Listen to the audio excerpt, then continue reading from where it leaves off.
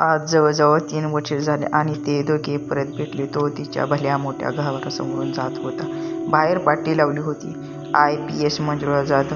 तो पाहतच राहिला त्या पाटीकडे आणि तेवढ्यात ती बाहेर आली. दोघेही एकमेकांना पाहतच उभे होते. त्याला बघितल्यावर ती भूतकाळात अडकली. ती त्याच्या समोरच्या फ्लॅटमध्ये काम करत होती. रोज दोघे भेटायचे, बोलायचे, गप्पा मारायचे. पण नकळत तिच्यावर प्रेम करू लागला.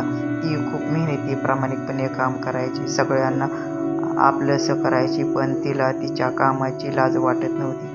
रोज दोघे भेटायचे. पण त्याने आज तिला प्रपोज करायचे ठरवले. त्याने तिला उत्तर विचारले आणि ती तिच्या भूतकाळात अडकली. जर खरं सांगितलं तर मी त्याला गमावून बसेल. पण ती काही न बोलता तिथून निघून गेली. काही दिवसांनी त्याने तिला उत्तर विचारले. तिने त्याला खरं सांगितले. ती लहान असताना तिची आत्या तिला नराधम वस्तीत घेऊन आली होती. रोज वेगवेगळी माणसे भेटायची आणि ते गाव सोसल्यासारखे सोसायची ती. पण मला कळलं तेव्हा मी तिथून पळ काढला. पण खरं सांगते, मला तू आवडतोस. त्याला धक्का बसला आणि तो तिथून निघून गेला. त्याने आईला सांगितले. त्याने तिला आपले नाते विसरून जायचे सांगितले आणि आज 3 वर्षांनी दोघे भेटले. तो त्याच्या आईला घेऊन पोलीस स्टेशनमध्ये आला.